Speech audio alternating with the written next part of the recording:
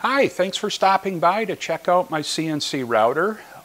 It has been a project in progress for, I would say, a decade and a half, since about 2004, maybe 2005. It's been torn apart completely replaced, completely rebuilt a second time after that. It's constantly evolving, and in truth, refining it and modifying it is truly a hobby unto itself for me.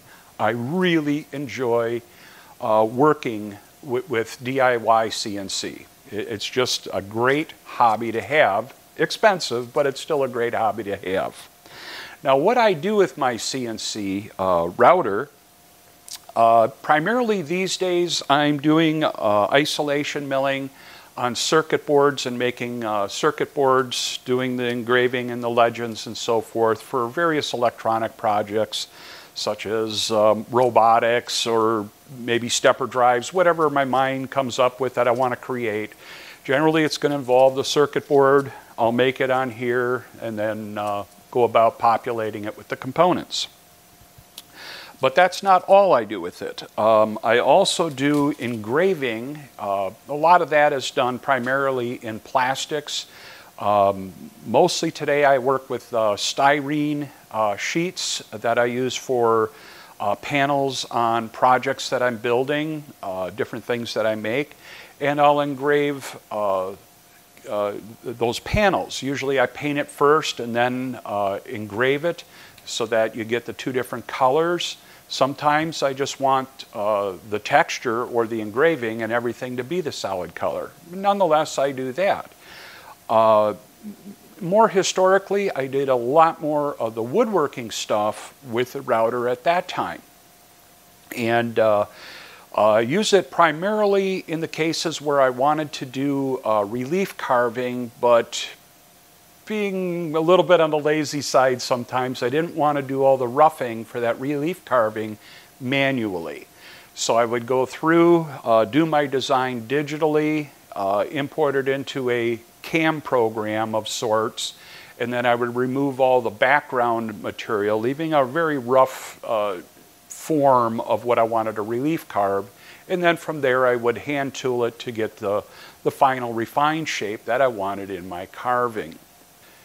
Now, because of the diverse applications that I use the router for, between circuit board engraving and then heavy full-on routing, it had to be refined over the years, because it started out originally purely for woodworking, and then, as with any CNC machine, you find other applications for it and utilize it for new and different purposes. Now, the spindle that I finally settled on is a 24,000 RPM, 2.2 kW Chinese spindle that you can buy on eBay, Amazon, and AliExpress, etc.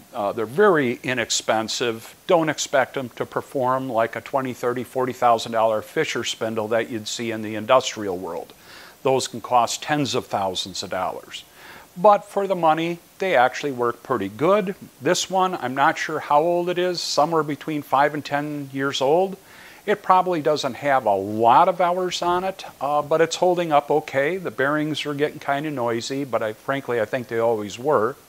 But it still runs a lot quieter than a traditional woodworking router, so I like it for that. It's got an ER16 collet or ER20 collet on it, and that makes for working with very small tools that we use in engraving and circuit board manufacturing, all the way up to half-inch shank tools that I use in the heavy routing and heavy roughing with the router tools. So the spindle itself has been performing well. I'm going with the air-cooled one. Never had any problems with it heating up. So frankly, I don't understand the big desire for the 24,000 RPM water-cooled. Perhaps they have different, tighter bearings in them where they run hotter, but this one really hasn't run hot. However, I will say over the years, if it sits for any period of time, couple of weeks between uses, I'll go through a warm-up procedure where I run it at staircase or stepping up RPMs for 5 minutes at 5,000 or 10,000, another 5 minutes at 15, another 5 minutes at 20, and carefully get that lubricant, the grease, spread out throughout the bearings so that they're not running dry at all, which of course leads to failure very quickly. So if you're not doing the warm-ups with your Chinese-made spindle and you're having bearing failures, maybe you should try running it up or warming up your spindle like we do in the industrial world with high RPM spindles. So that pretty much covers the spindle on the machine. I'll circle back to that a little bit later. Dust collection, that was a requirement after many years of working in industrial environments and in woodworking. Dust is a big irritant for me now, and so for many years I've had dust collection here in my shop, and it is now plumbed into the router, and it's all automatically controlled by the CNC via an M code.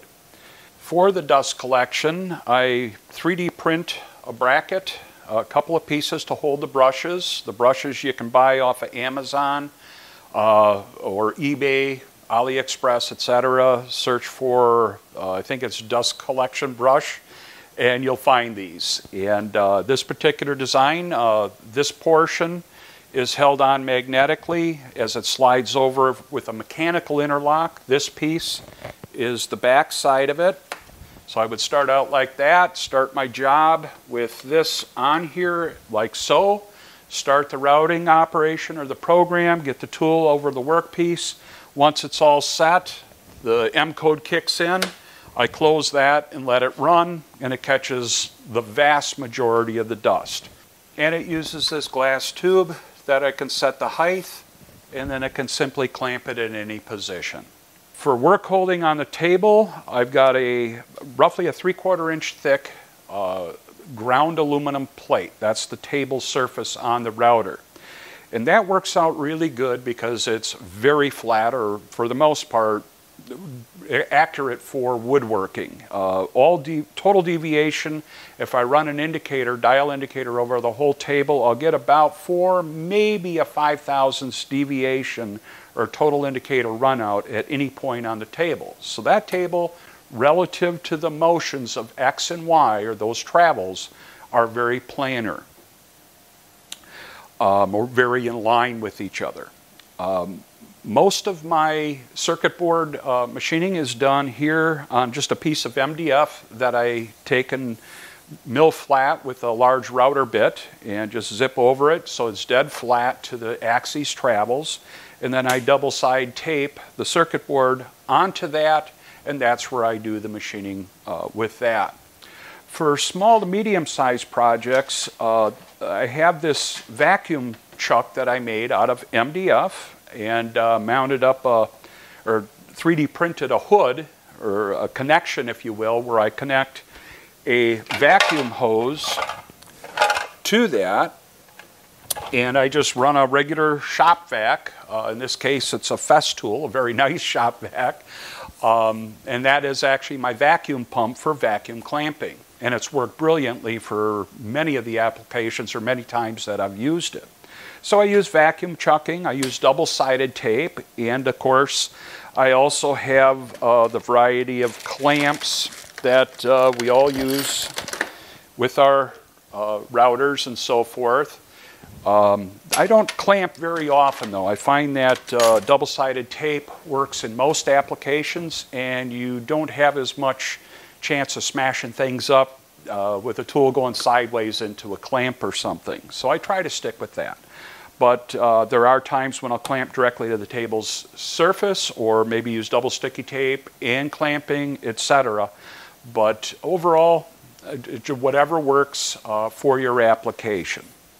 Even though it's a very compact machine, one of the features that I wrestled with on this overall design was to have the e-stop, cycle start, and feed hold buttons always handy and easy to control. Some of the, it has a touch screen, but working with a touch screen when hitting cycle start, feed hold, or an e-stop, a simulated e-stop, that's a little tricky with a touch screen control, because you really can't have your finger in the general area without false triggers, and you don't have any field feedback, so you visually have to look over there. So for the Centroid controller, I was able to use a couple of inputs for e-stop, feed hold, and cycle start. And the Centroid controller made it very easy to integrate that through their PLC wizard system, which is a very interesting feature. But this little box was 3D printed, put some switches in it that I had laying around from probably salvaged from some other CNC equipment that I had from years past, and it rides in a little groove here so I can position it anywhere along the front of the router. It's always at the ready and always handy for me to get to it.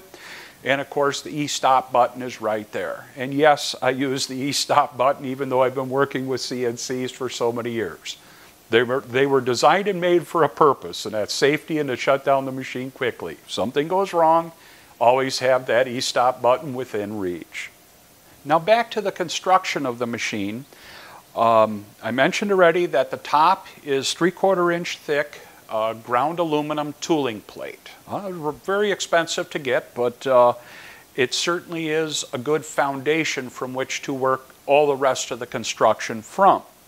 The framing is 80/20 structural aluminum tubing, which is reinforced, of course, with this 3/4 inch plate for the long runs of the x-axes. X on this machine is left to right. End plates are just 3/8 thick aluminum, and that joins a series of these 3x4 aluminum beams, and then those are cross-braced so that they can't rock. So it's built, this section is built very much like a floor system in a house. You'd have your floor here, and these would be the joists, and then the joists are joined on the end with rim joists or headers, and then they're all cross-braced so that they can't rack against each other. So it's an extremely stiff. It's not a torsion box, but because the bottom is open, but it's still a very, very sturdy structure with very minimal deflection and minimal weight. I can't lift it anymore by myself, but I was able to build it by myself without the need of hoists or anything.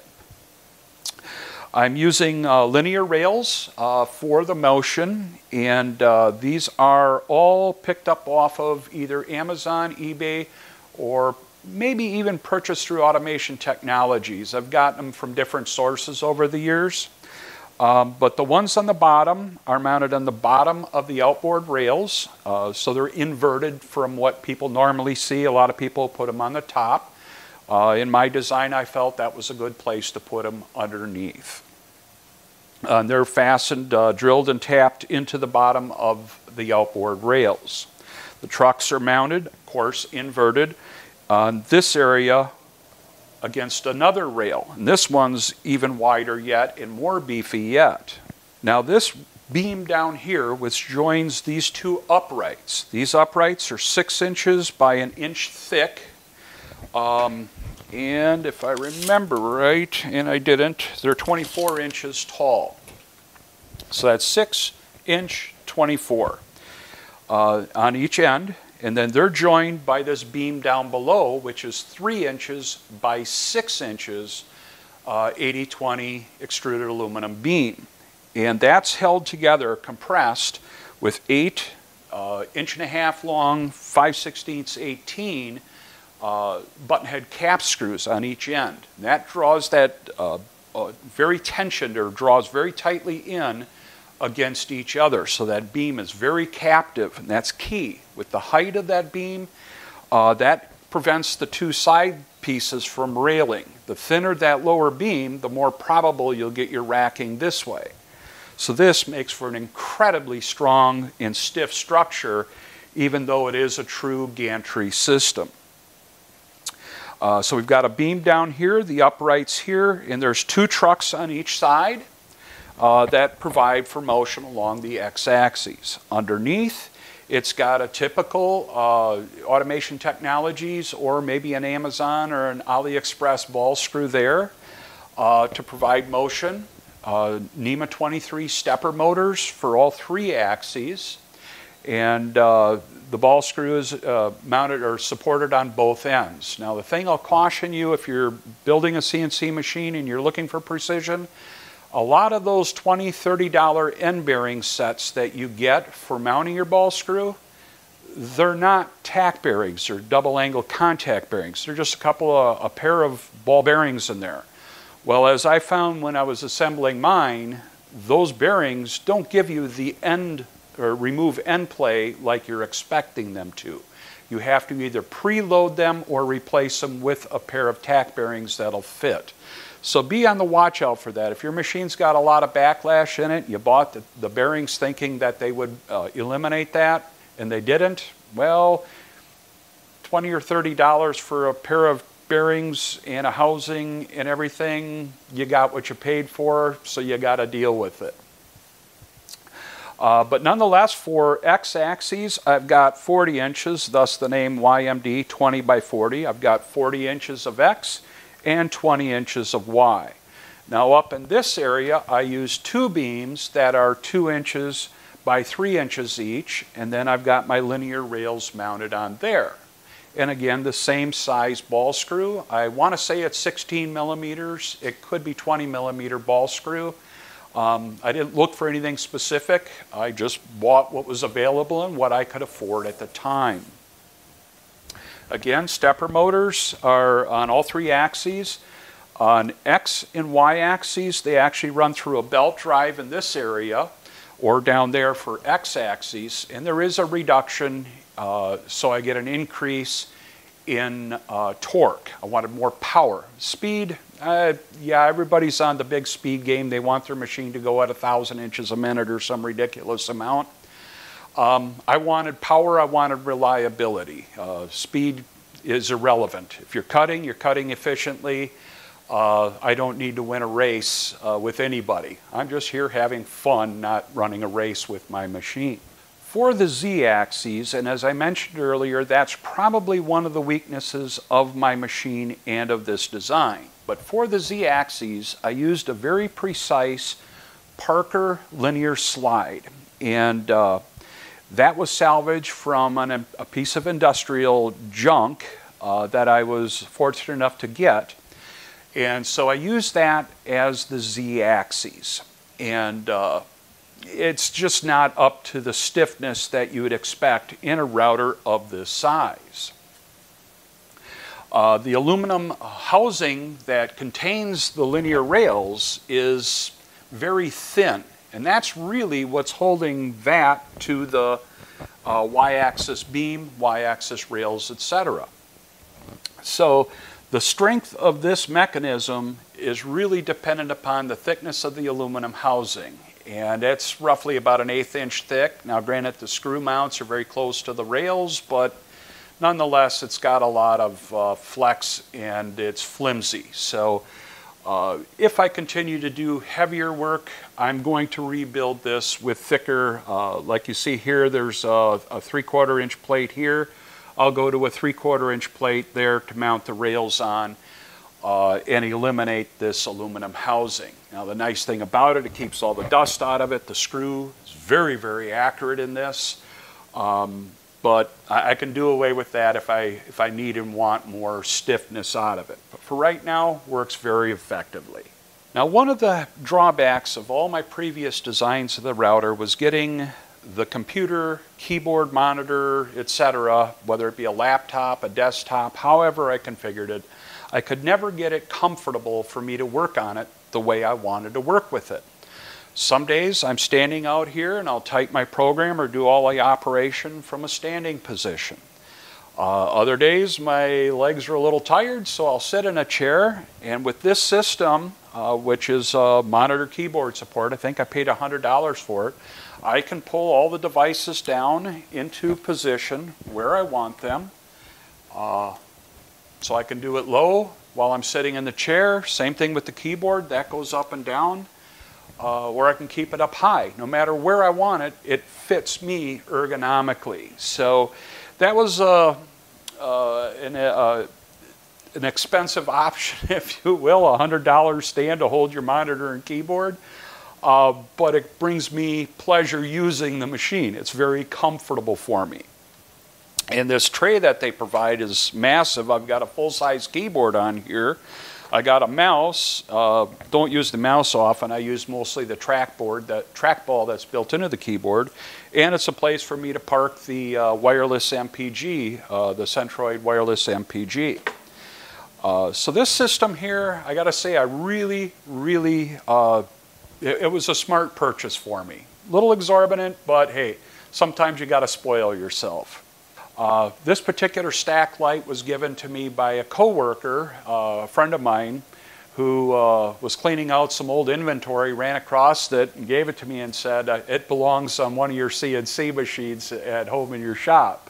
So I've incorporated that into the machine. Do I really use it? Do I need it? No, but again, Centroid with their PLC wizard made it really easy to integrate that so that it shows me when it's running or sitting idle as it is now, flashing the amber color, or if there's an error with red. So literally I can be working elsewhere in the shop, and if that thing's showing me red, I got a problem to deal with, so I can come over and take care of it. So that's just a little neat thing to have, because I had it. I wouldn't have spent the money otherwise.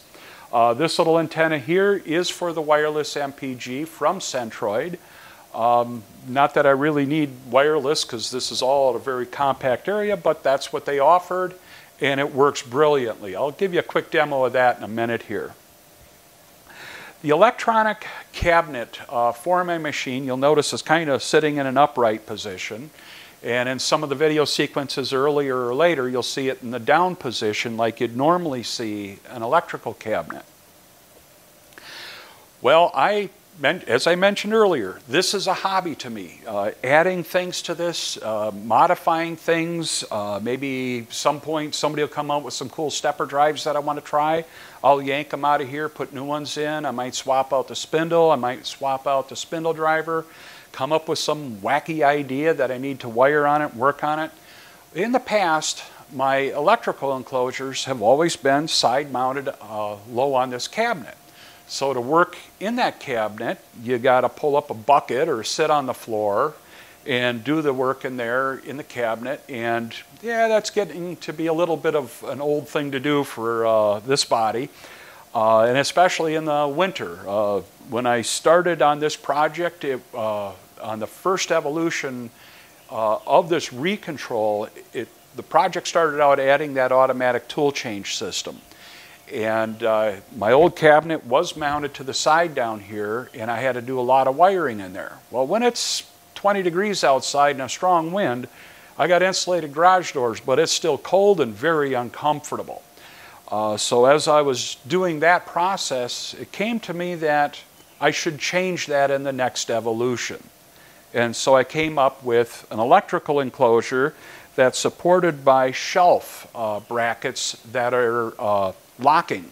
So they'll fold down, holds the cabinet in a vertical orientation like you'd normally see, but when I want to do a lot of my tinkering and prototyping and so forth in here, I can pull it up into this horizontal position and work on it in a very comfortable height. So that was a great addition to the machine for the way I would use it. Does that apply for most other people out there? Probably not, but if you do a lot of tinkering like I do, think about that for your next electrical enclosure.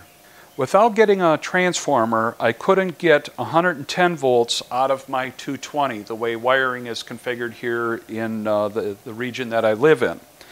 And I didn't want to go with a heavy transformer or anything like that. So I actually feed in 120 volts for all the common electronics, the computer and so forth, and then 220 volts for the spindle drive. Provided 2 big rotary switches for that, and then I provided some bulkhead connectors for USB to get to the computer and for HDMI to get into the computer. Also put a 120 volt outlet right here, which powers the monitor that I can work with. And then there's another 120 volt outlet below it that is switched and controlled by the CNC that is used for the vacuum clamping system that I have. The brain power for the CNC comes from this little computer here. It's one of those little modern computers. I think I paid around $300 for it. The brand, I believe, is B-Link or B-Line, something with a B in it. Bought it off of Amazon. So this little computer does a great job. It's small, it's compact, it's powerful. What more could you ask for? And for me personally, it's not a laptop. Laptops, even the highest end ones, suffer from performance issues the way they're designed and engineered. Internal on this door panel, I've got another 120 volt outlet here which powers the switch, the Ethernet switch, which the Acorn controller runs off of Ethernet. And this is the power supply for the little computer. So that's all up here on the door panel and out of the way on the back plane, so I've got room for all the rest of the components. If you haven't figured it out already, my electrical enclosure is a Gladiator brand cabinet that you'd see in your shop. Normally they're sold in home centers, and they got a couple of steel shelves in them, and you hang them on the wall and put your garage stuff in them. In my case, it has the doors, which I needed. Didn't have a back plane, so I picked up this sheet of aluminum. It's 3/16 inch thick aluminum plate. Drilled and tapped it for all my mounting stuff, and then added additional holes for mounting up some prototype stuff as I go along and do experiments with whatever crazy contraptions I come up with. So that's how this cabinet actually came about. I think it was less than $100, so economy-wise it's really affordable. It's got a lot of volume in there, so it might be too big for some machines, but for me it was perfect. It holds all the components, nothing is crowded. Let me give you a quick walkthrough on how my cabinet is set up. Power comes in over here, goes through these two breakers. One for the 220, one for the 240, one for the 120. We go through a couple of line filters to help reduce the electrical noise that's in the lines or feedback from especially the spindle drive or the spindle. These line filters help with a lot of electrical noise problems. I distribute it through these two power strips or terminal strips over to the power supplies over here and up to the high frequency drive for the, or variable frequency drive for the spindle. So I've got my servo power supply and then my miscellaneous power supply that gives me my various voltages. This one is 36 volts, this is 5, 24, and 12 volts. And then that spreads throughout the cabinet in here via these terminal strips. The fan that's back here is 120 volts, and it gets annoying when I'm working on it, so I thought forward enough to put an inline switch in it and shut it off while I'm doing prototyping and stuff so it don't drive me nuts.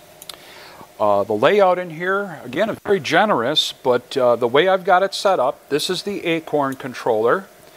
And this is their breakout for getting outputs at the low voltage side as opposed to the higher voltage side over here. And this would be for the axes step and directions for X, Y, Z, and then A axes, which is a component of my automatic tool change system.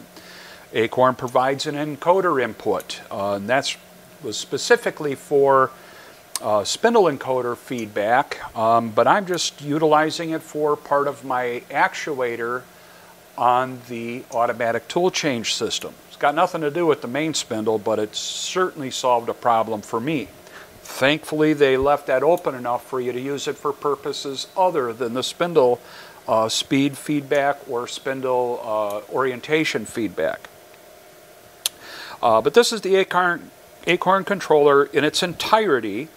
Then over in this area here is the additional input and output board that handles all these inputs and outputs. I've got 16 additional inputs, 16 additional outputs. I'm sorry, outputs, 16 additional outputs, 16 additional inputs for the controller. Over here we've got a few of the outputs that are primarily directed toward working with the spindle controller and so forth, and the axes drives. This area here, these four and these four are inputs that you would use for anything that you need a very fast response on. Whereas these will have a slightly longer lag time, these are a much faster response. And I'm talking only probably 30, 40 milliseconds at most. But I'm all set up here for a lot of output. I'm only using less than half of the output and maybe about half of the inputs already. And I've still got plenty left over to do all sorts of creative things with the machine. I got some fuses over in this corner.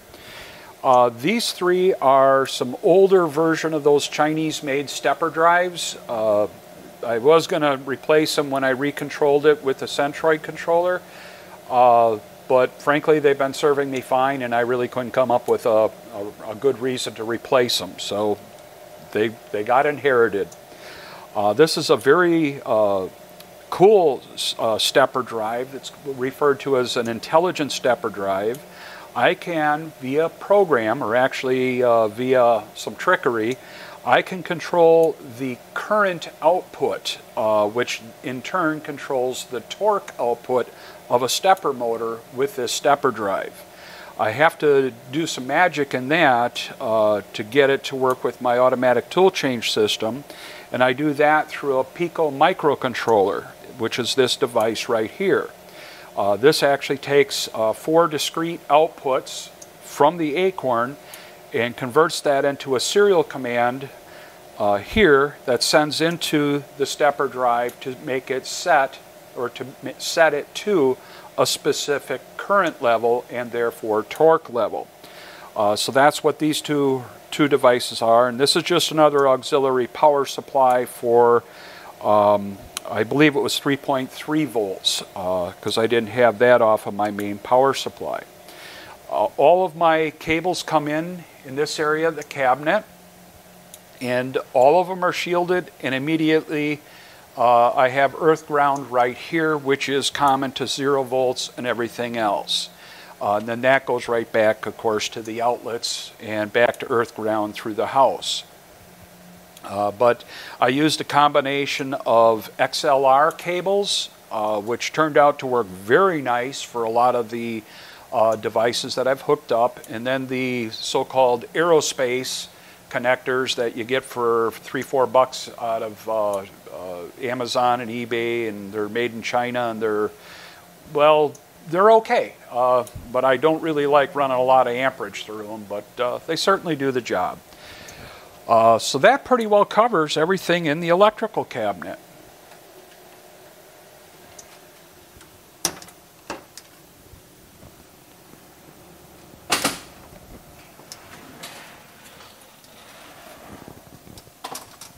If you're not familiar with the Centroid brand name, Centroid's been around for a fairly decent amount of time. I actually, off the top of my head, don't know when they started or anything like that.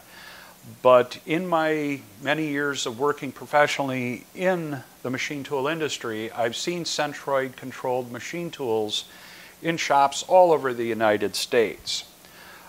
They build industrial machines, 5-axis machines that are primarily directed at high-performance automotive engine work. But they've got their standalone controls, they build machine tools, and then they came out with this Acorn controller for the DIY market. Now that means that the background of this controller is some industrial capability as far as what they put into it and what they wanted it to be when it was finished, meaning that reliability was a key element of it. The interface on it is kind of cool. You can customize all these buttons over here through their virtual control panel, VCP. So you can put buttons, make your own buttons, etc. to do your jogging.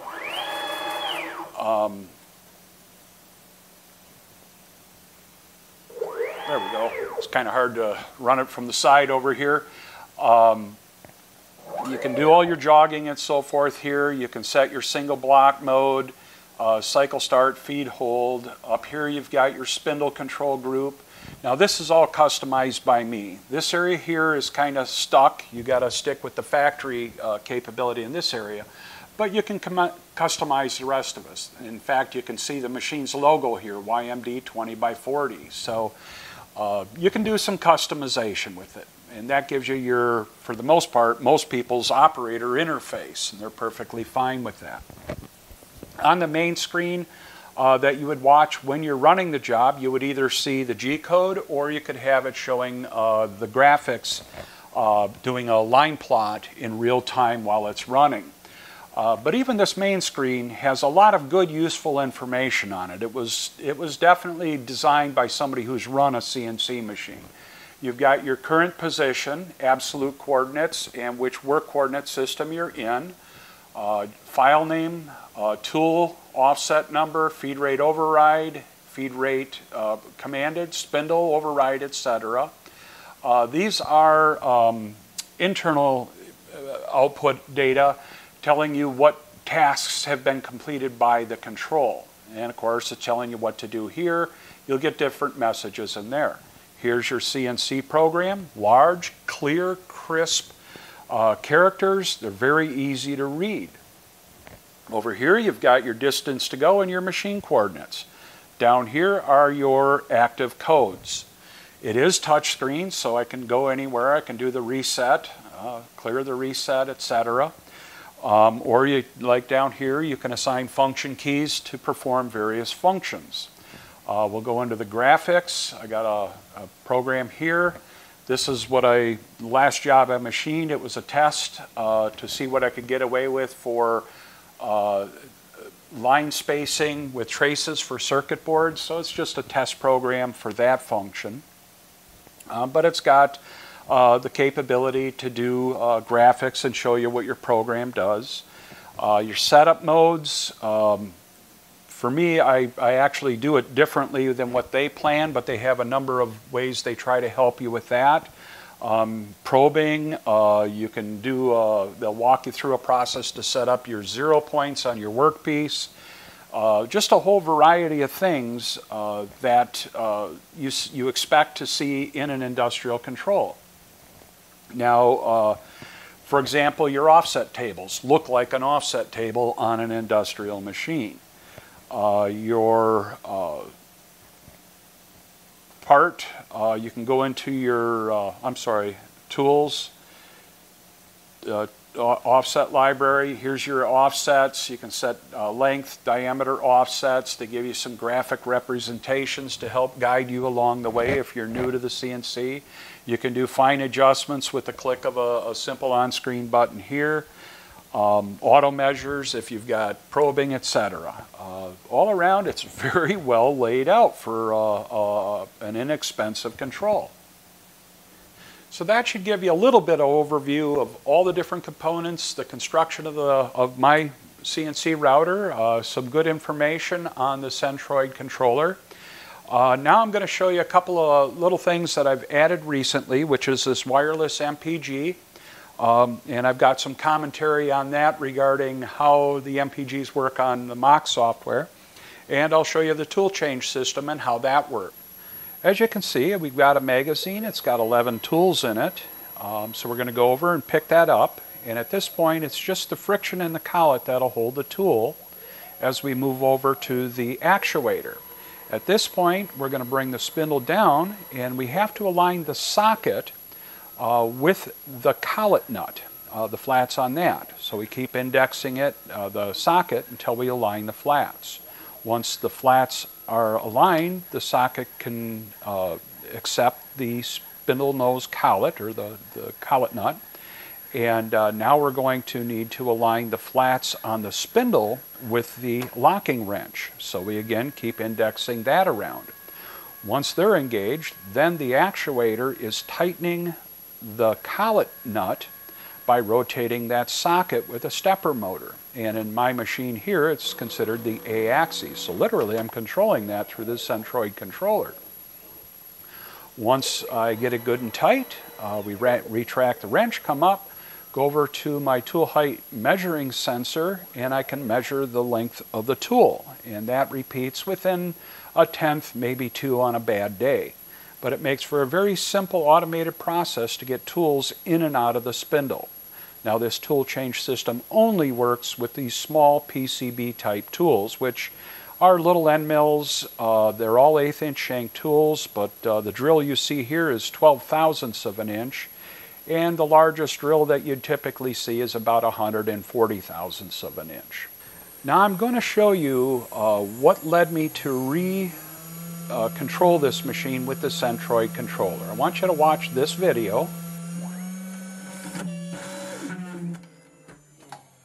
And as you saw, it was a nasty crash. And that was on the Mach 3 software.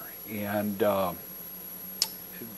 when Art had originally implemented a Visual Basic type scripting language with the Mach 3 software, it was never fully tested and proven out.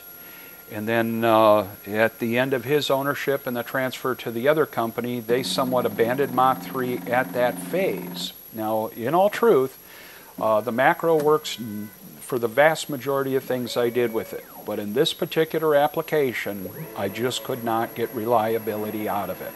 And after that crash, at that day I made the decision I was going to abandon Mach 3 and find a suitable replacement that was more robust and reliable. So obviously I ended up with the Centroid Acorn, and it's proven to me to be much superior in that world.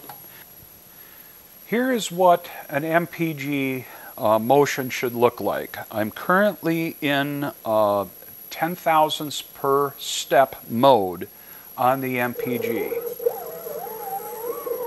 Notice it's responsive, it's fluid, and that motion is continuous.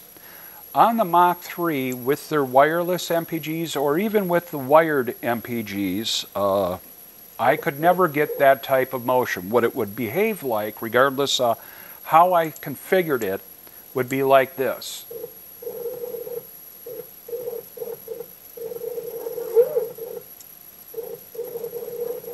It would never be a continuous fluid motion like that. Now, this is what an industrial MPG behaves like, not like what I was experiencing with the MACH software with the external motion control board. And I was very disappointed when I discussed that with the people for the motion control board, and they said, well, yeah, that's normal for all external motion control boards. Well, if they're watching this video, that's what it should look like. And it is very precise. And of course, they give you all the little bells and whistles. Right now, I'm moving in 1/10 per step mode. Very smooth, very precise. You probably can't see the motion, it's moving so finely. Now, the MPG does more than just allow you fine control over the axes or relatively quick control. You can also program in macros on it: start, stop the spindle, jog the axes, cycle start, feed, hold, reset, etc. All around, most of the wireless MPGs provide these capabilities, but I will say this one is very well designed, very solid, and certainly performs properly with regard to how an industrial machine would operate. Well, I think that's going to wrap up this video for my almost perfect CNC router. The one thing I want to get very clear right away, Centroid had no contribution to this video. I might be a fan, but that doesn't mean they paid me or anything like that. They gave me no free products, nothing of that effect. I'm a very big fan of Okuma's OSP controls in the industrial world, Fanuc CNC controls in the industrial world, and I talk very positively about those products as well. So that'll wrap it up. If you have suggestions or requests for other videos or things to talk about related to CNC or other topics that you find on my channel, please make requests in the comments below. Also, if you're more interested or want to learn a lot more about how this automatic tool change system works, I've got about 4 or maybe even 5 different videos on that tool change system, on how I designed it, how it was made, how it's programmed, the electronics, the whole 9 yards. So I'll put links to those down below, and hopefully you get a chance to take a look at those too. If you enjoy this type of content, I would hope that you subscribe. It costs you nothing, and it shows that you support the channel, and it helps encourage me to keep making videos of this type for the benefit of everyone. Thanks again for watching. I'm Chris DeHut with Making Stuff with Chris DeHut.